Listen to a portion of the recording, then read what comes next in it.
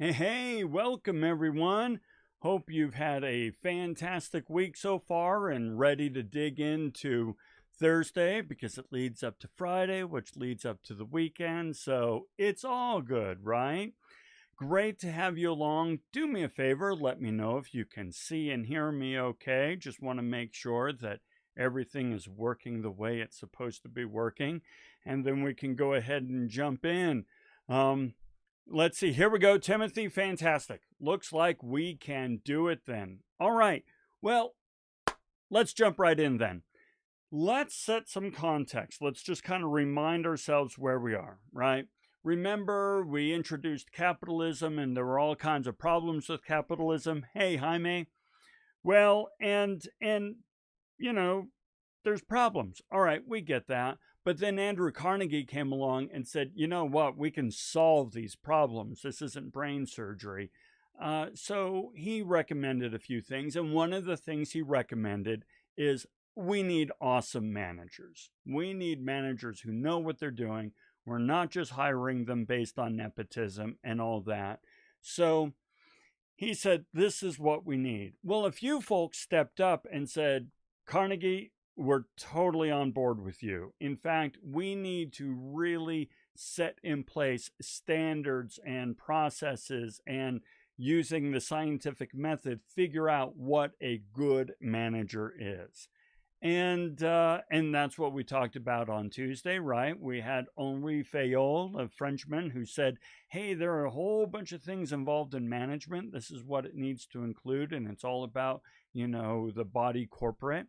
And then we had Douglas McGregor, who came along and said, okay, yes. And then we got to think about situational management, how we bring different management skills to bear at different times, right? So it's all very fluid, all very fluid. Now, remember, these guys are very humanistic, meaning they are focusing on the human side of management, people management, dealing with an ever changing, fluid, dynamic human system. The guy we're going to talk about today, though, he's taking a different approach. Now, I'm not saying different as in wrong, and I'm not saying different as in better or worse. I'm simply saying he takes a much more systematic approach, and one that continues to influence us in profound ways today. Okay. And so that's why today we get to start talking about Frederick Taylor. Now, to get ready here, I'm going to go ahead and get my highlighter. All right. Jeremy says, by the way, I've never quit a job due to the company's mission and policies, but I have quit due to management. You know what, Jeremy? Absolutely. And in fact, there's a saying in HR, people don't leave jobs, they leave managers.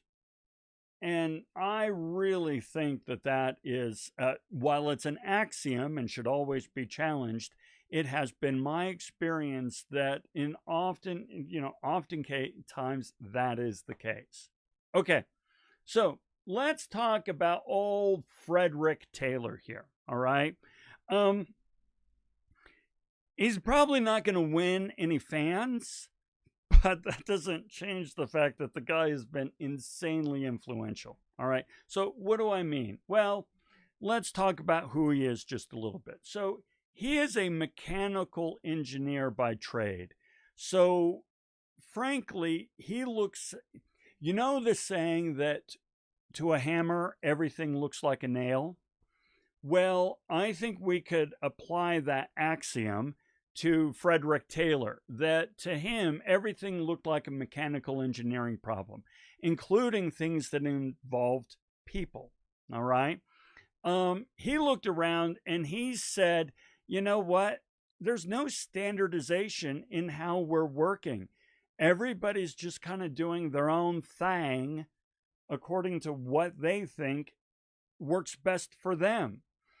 And he saw waste here. He saw inefficiencies. And as a mechanical engineer, he hated inefficiency, right?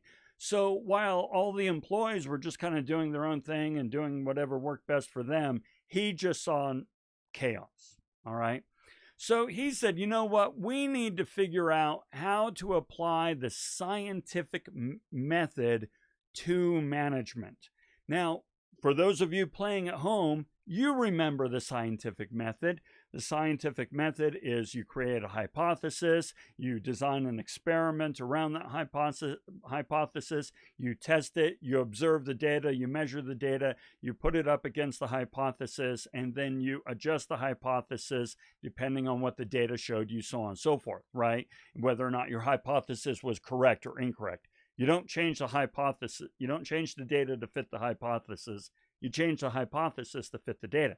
Anyway, you get it, right? Yeah, Aaron, huge fan of the scientific method. I could not agree more, right? So I'm totally with you. Well, he is too, all right? So basically what he did was he took this idea of division of labor up to the umpteenth degree, all right? So now in the past, when we've talked about division of labor, it's kind of like, okay, we'll let you, you're going to be you're going to make the cars, and you're going to be a farmer, and you're going to be an engineer, and you're going to be a painter, and you're going to be a plumber. Well, he said, well, each one of those roles, you can divide the labor up into individual motions, okay? He took division of labor and broke it down to such an extreme that we are no longer doing a job. We're just simply doing a series of motions. So we're going to explore what we mean by that. Jeremy says, facts don't care about your feelings. That is for darn sure, right? Aaron, I question if statisticians are a fan of the scientific method, though. Yeah, well, you know what? I'm not going to... hold on. I'm going to go ahead and do this. And then we haven't had it right in the last decade. Well, the whole thing about statistics is it's prognosticating. You can only look into the future so much.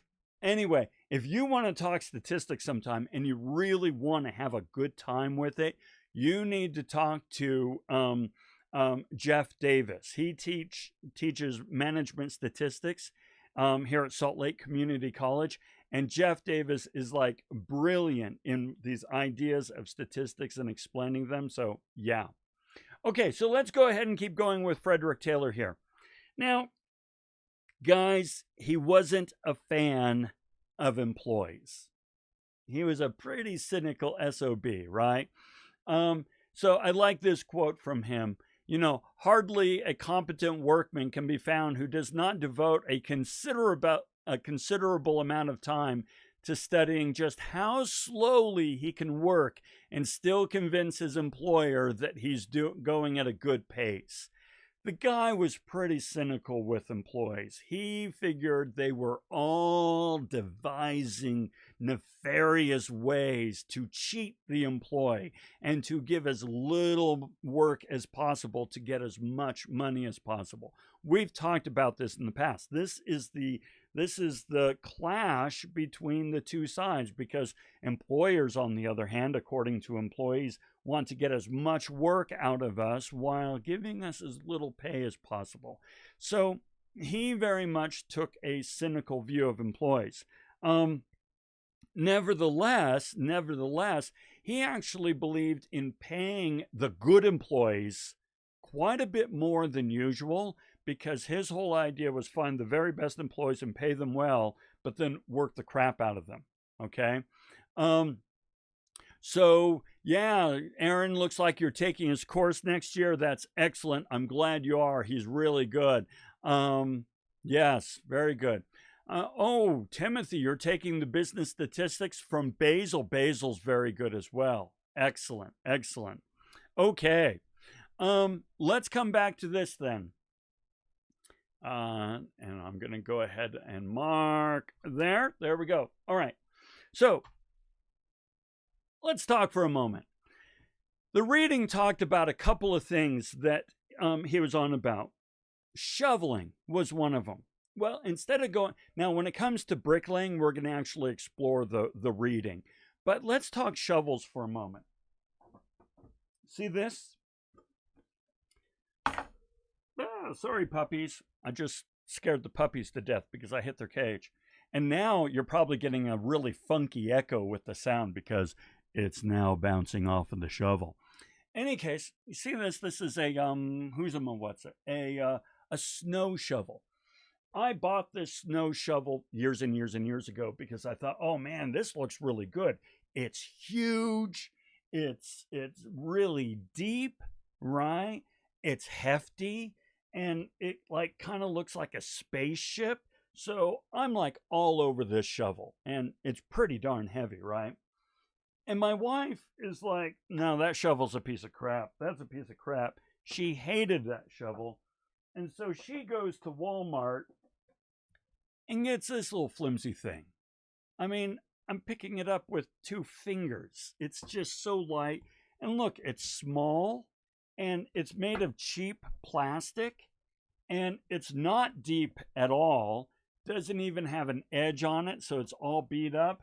And I'm just like, oh, you plebeian. You're getting that piece of crap shovel compared to my really cool space age thing? Well, here's the thing. My space age thing sucks. Okay? It really sucks. It is way too heavy.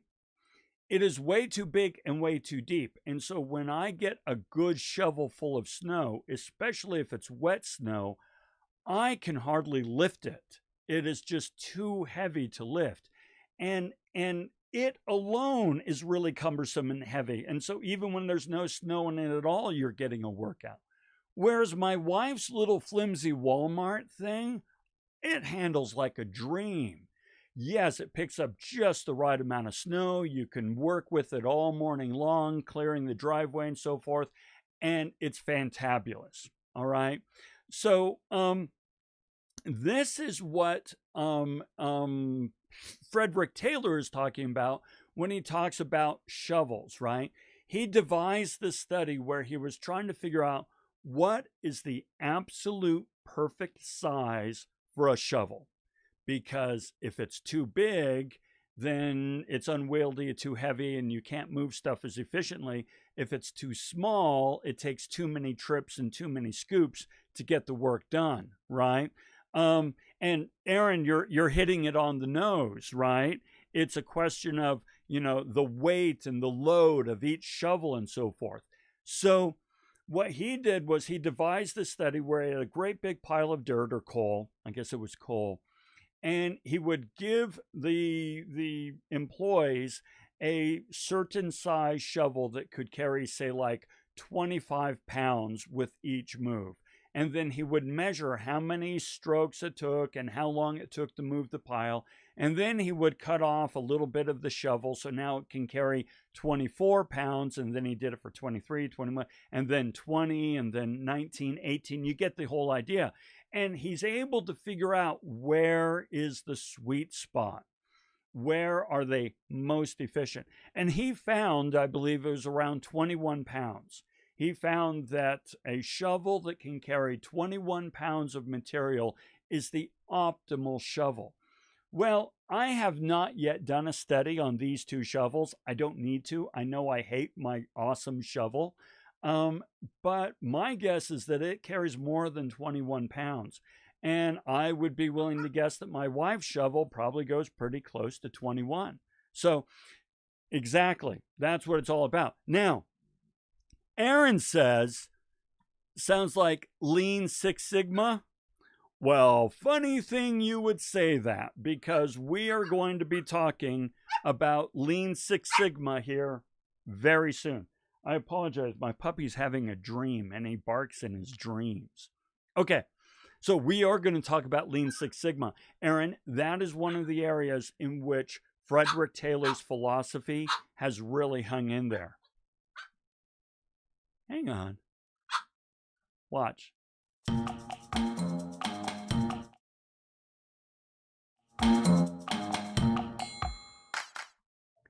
Yeah, he's kind of losing it. Settle down, puppy. Okay. So that's shoveling, but now let's go into some detail about bricklaying, okay? Because this one he talks about, yeah, he's dreaming of playing in the snow. Yeah, absolutely, right? And hey, by the way, that gives us, folks, our first 10, okay? So, oh, Jeremy, you're a green belt. Very cool. I did not know that. That's awesome. So that's going to be real world example. All right, fantastic. So we're gonna talk about that. So what's our number? 84510. Thank you, gentlemen. Perfect. Perfect. Okay. So let's talk bricklaying. Galbraith, he didn't do the study of Galbraith of Gilbreth, sorry. Frederick Taylor did not do the study. It's Gilbreth who did the study on bricklaying. It's kind of like Frederick Taylor is using Gilbreth as an example to kind of promote his society and promote his methodology and so forth. But still, interesting story, right? So let's explore this. Now, what he's saying is, listen, for hundreds of years, there's been little to no improvement in the implements of this trade, laying brick, right? Building walls and so forth. And, in spite of millions of men who have practiced this trade, no great improvement has ever evolved over many generations. Okay. So Gilbreth comes along and says, we need to apply Frederick Taylor's time and motion studies. That's what this is called, by the way, time and motion studies. How much motion and how much time is required to move or produce X amount of product or material. So Gilbreth comes along and says, I'm going to apply these time and motion studies to bricklaying and see what I can figure out. Okay. So he does it. He made an intensely interesting analysis. Intensely interesting. It's like Frederick Taylor's trying to sell something, which he probably is. Intensely interesting analysis of each movement of the bricklayer. And one after another, eliminating unnecessary movements, substituting fast for slow motions. He experimented with every minute element. Okay, this is a key aspect of these time and motion studies, is they're not just saying, well, how long does it take to build a wall? They're talking down to the point of how many fingers are you using to pick up the brick? Where is the brick situated compared to where you are working? What size trowel are you using, and what direction are you scooping cement with this trowel? I mean, they are measuring every single teeny tiny little aspect. Okay, so continuing on.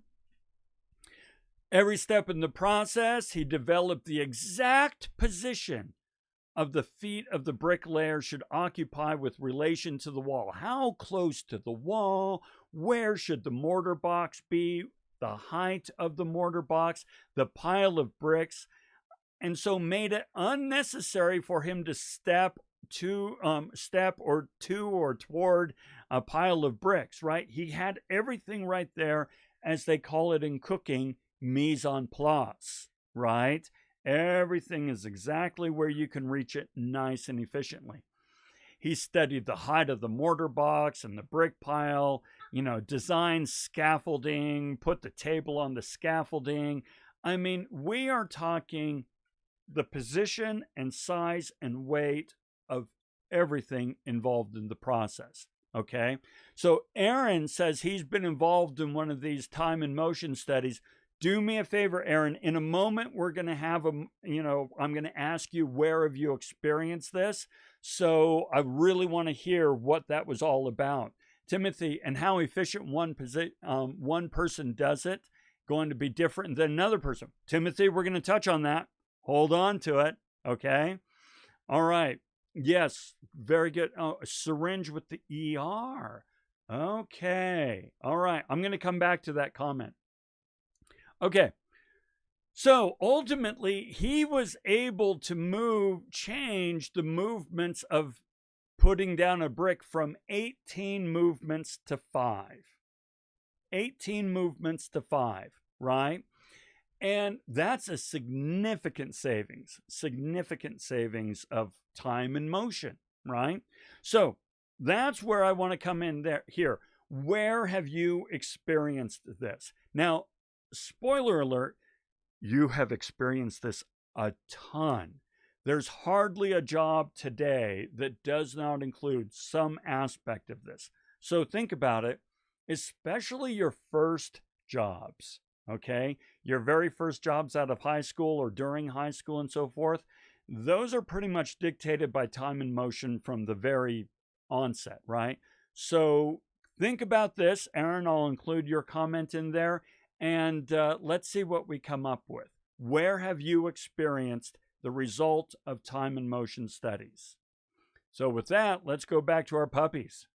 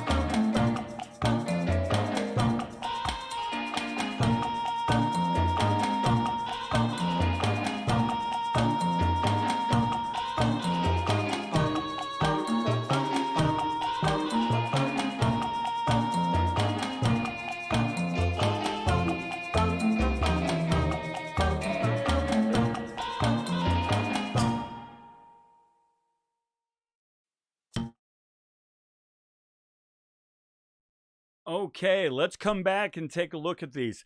By the way, I've already been counting. Well, no, we'll count them up afterwards. So these are tremendous. These are absolutely tremendous. So let's explore some of these. So Aaron shared earlier that they were measuring how long it took in the ER to give an injection, right? Classic time and motion studies. When it comes to, doing all these tiny little steps, they're going to measure how long it takes to give an injection, to prepare the syringe, things like that. Let's see. Then Timothy said the call centers. Totally the call centers, right? Call centers have figured out down to an exact science how long they think it should take you to complete a call, right? And so they measure things like throughput time and so forth, and calls per hour, and all that sort of stuff. Very good. Jeremy says U.S. Navy, healthcare, multiple applications used to streamline the process from patient check-in, documentation, all that sort of stuff. Yes, all about streamlining the process. This is where Six Sigma Lean comes into play, which, as Jeremy points out, there is a program at the U. It's like $3,500, something like that, where you can become a green belt in Six Sigma. Let's see. Aaron also shared in the ER, also, let's see, recording how many clicks of the mouse was required to, document something. Yes, mouse clicks is something that a lot of enterprise systems will measure. How many clicks away does it take to do something? You've all waited. You know how when you've flown on an airline and you've had to go up to, the person who, is waiting there at the gate and make a change or something like that? Have you ever noticed that it takes them about 18 million keystrokes to do something? I'm like, you've got to be kidding me. Seriously? They clearly have not spent their time in efficiency studies with checkout. Okay, because your computer documentation requires a lot of time spent. Yes, record everything belt per belt level. Yes, absolutely. So I've got like at least 7 real world examples there. So we're now adding that to our 10. Okay, very good. Mario, by the way, has come in. And he's a new contributor. He has said, at my job, keeping track of renovations, how long it takes for each apartment to get renovated. Each apartment has its own issues. Yes, but yet they all have to be done to the same time frame. Yeah, very, very, very good examples. Okay, you guys are totally getting this. Now, remember when I was saying your first jobs and so forth? Things like, and I'm not saying your first job was McDonald's or anything like that. Who knows?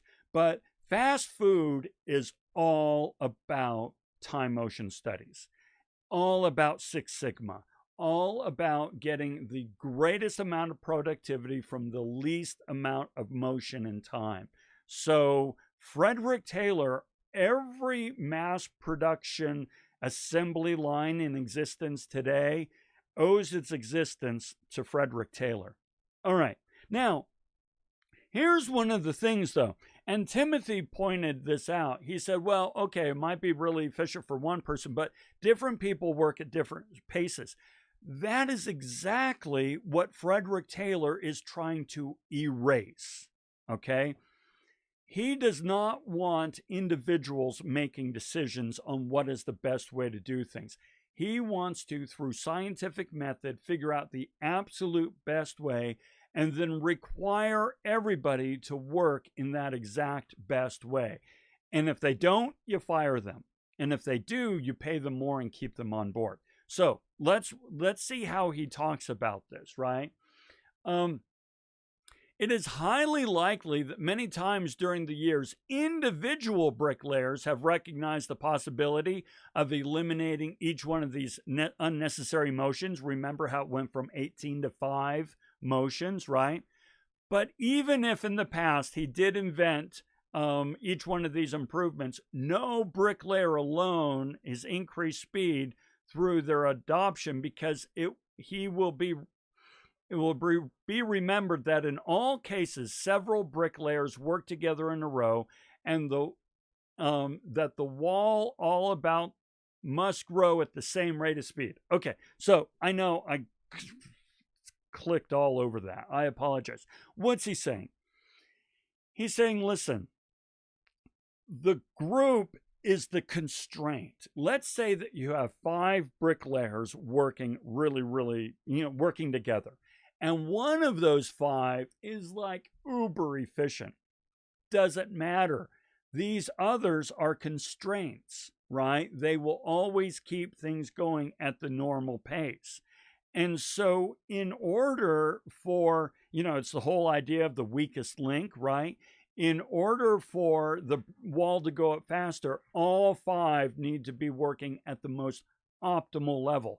If even one person is slower than the other 4, it's going to slow things down.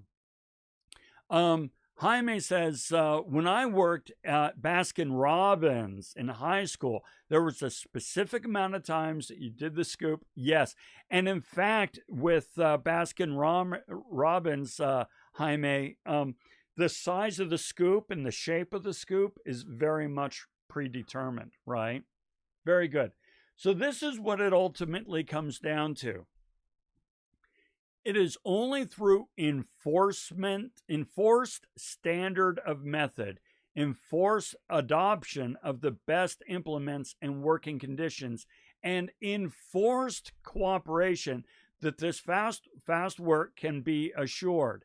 And the duty of enforcing adoption of standards and of enforcing this cooperation rests with management alone. Notice all the use of the word enforce. This is what it comes down to. Managers think, employees do. that simple. Managers think, employees do. Not a world I want to live in, right? But this is what really, really just created mass production boom, okay? So, yeah. So I agree with you, Timothy. Different people do things at different paces.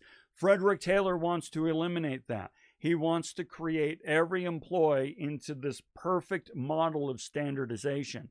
And if they don't cut the mustard, you let them go. Timothy goes on to say, if employees only do, then can they be blamed when something goes wrong? Well, it depends on what it is that's going wrong. If they are doing and they do the thing that they're meant to do the way that it was intended to do, then no, it doesn't go wrong. But you know what? You know how management is. They find a way. They find a way to bring folks in on that. Okay. So you guys have already called out Six Sigma Lean, right? Okay. I'm about to go through what looks like a ridiculous exercise, but I need you to trust me. Embrace this exercise for just a moment. Trust me on this. This is what's called a Rube Goldberg comic. This is a Rube Goldberg machine. I am going to explain to you how this machine works.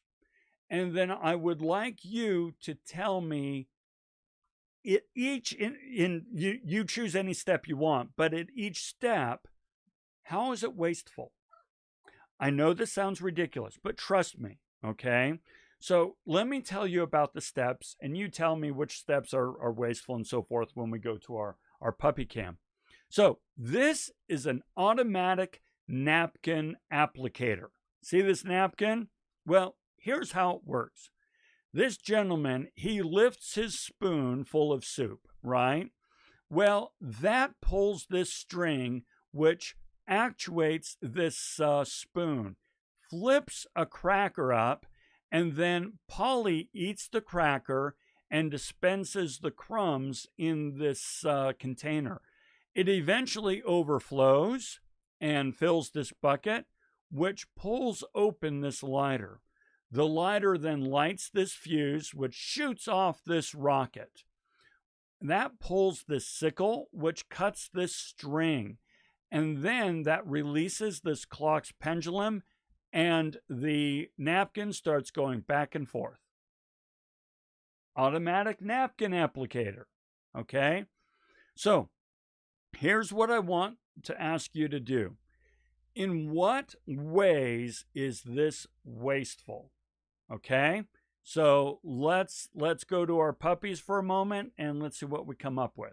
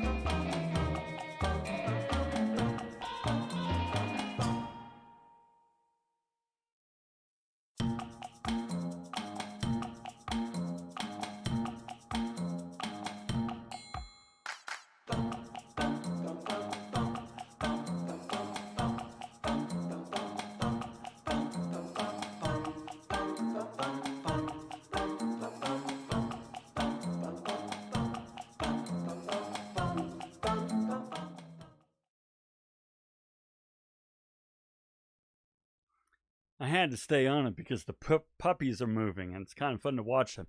Okay, you guys are hitting a lot of really good key points. All right. Now, by the way, we have Hayden with us, a new contributor. Welcome, welcome. So here are a few things. A lot of you have mentioned the fact that this system requires resetting. Absolutely. Okay. Now, here's the thing. I submit to you that a lot of the things that are wasteful here we're doing the same stuff in a lot of manufacturing and a lot of businesses and a lot of processes even today, right? So you mentioned resetting machines. Very good. Great example. So have you ever noticed these days you can if I find a mug, I don't know. I can't find a mug right off. But you can order. You could try it right now. You could go to Amazon and you can order one single mug with a particular picture on it, a picture of your mother, something like that, and have it shipped to you, and it would cost 15 bucks. Now, how can they do that? Well, in the past they couldn't because they'd have to reset the machine for every single batch, they would call it. They would do batches of 10,000 or 100,000 units. Now they can do batches of one because they have new machines that are able to be highly flexible and don't require the reset time. But that came about because of Frederick Taylor's philosophies, right? If you can create a machine, design a machine that does not require reset time, you're in great shape. Okay. Aaron says transfer of mechanical energy. Yes, you are actually really missing. Oh, go away, Carbonite. You're actually wasting a ton of energy in this. When you really look at it, there's mechanical energy, there's fuel, there's resources that you're wasting, crackers, the lighter fluid, the rocket, all kinds of things, right?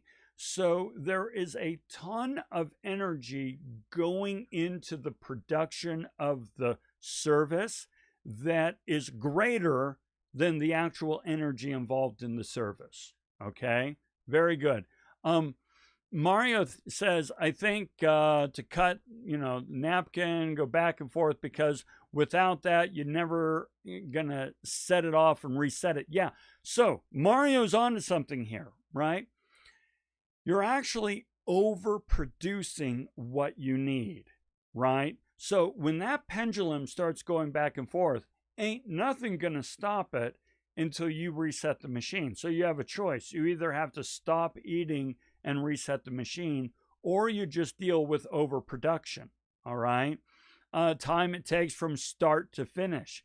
Yes, right? From the time that you actually lift a spoon to the time that it actually happens, you're not getting just-in-time inventory, JIT. You've heard the just-in-time inventory. You're getting what you need much later, right? Okay, very good. So when it comes to lean, which is an aspect of Six Sigma, lean is hypersensitive to waste. Lean is all about eliminating waste. And the reason I'm including this, it's not included in the reading, but this is an example of how the principles of Frederick Taylor very much drive and dictate how a lot of production is done today. Let me show you what we mean. Waste is defined in many ways. One is overproduction, okay? The idea that you have produced too much of something. Now, this is insanely wasteful because it takes time and money and energy to produce whatever it is you're producing. I'm producing this thing, right? Well, I produce 1,000,000 units. That took 1,000,000 units worth of time and money and energy to make it. But if I don't sell them, I've wasted all of that. Okay. And furthermore, if it takes me a long time to sell them, then I've lost opportunity cost. So you get the idea. Long periods of waiting, very, very wasteful. Obviously, it's wasteful if employees are sitting around waiting. You're paying them after all, and they're not producing. But even machinery that is not being used is considered wasteful because you invested in that machinery with the intent of making a return off of that investment. And if you're not producing, you're not making a return on the investment. Transportation, moving stuff all about, extra processing, having to go back and redo things or extraneous steps. Inventory is hugely wasteful because the longer something is sitting in a warehouse, the faster it's depreciating. And furthermore, the fact that it's sitting in a warehouse is wasteful because you got to pay for that warehouse. You're paying for space to store things that are depreciating in value. It doesn't get much more wasteful than that. Motion, right? All the unnecessary motion, stepping down ladders, stepping up ladders, and so on and so forth. And then, of course, defects. In fact, the best way to ensure, quality is not just simply a matter of making your customer happy. It's also about, avoiding defects so that you're not being wasteful. Okay? So, point of all that is this stuff is happening today. Even though Frederick Taylor is no hero of the working person, right? He still very much drives how things are done today. Our last quote from Frederick Taylor: "In the past, man has been first. In the future, the system must be first." I told you at the beginning of the semester I was going to ask the question quite often, was man created for the system or was the system created for man, right? Obviously, it's yes, right? But in Frederick Taylor's mind, if efficiency and quality is the key, you need to erase human, foibles, human fallibility as much as possible and apply scientific rigor to the production, okay? Yeah, totally. Timothy, he's totally consistent, right? Okay. One thing Aaron says here, I've noticed that defect products that could not be sold in the U.S. Sold here in Latin America. All the Pampers I buy are crooked and some of the tape is all jacked up. Yeah, different countries have different expectations or requirements in terms of quality. Yeah, they'll find a market for their stuff somewhere, right? So, folks, that is it. If you are just here for the lecture and wanted to get a, insight into Frederick Taylor and time and motion studies, we're done.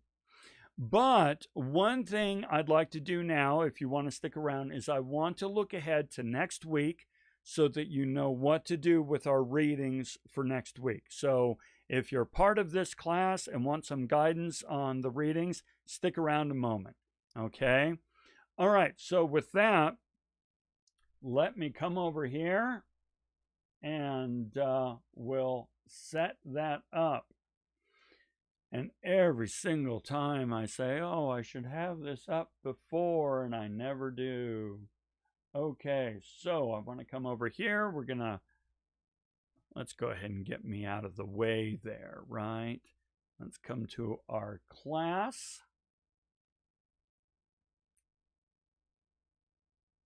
Sign in.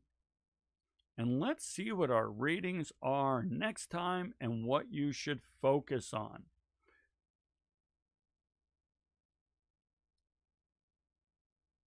Okay, so next time we are doing module 11. Let's go ahead and make that a little larger so that we can see it just a smidge better.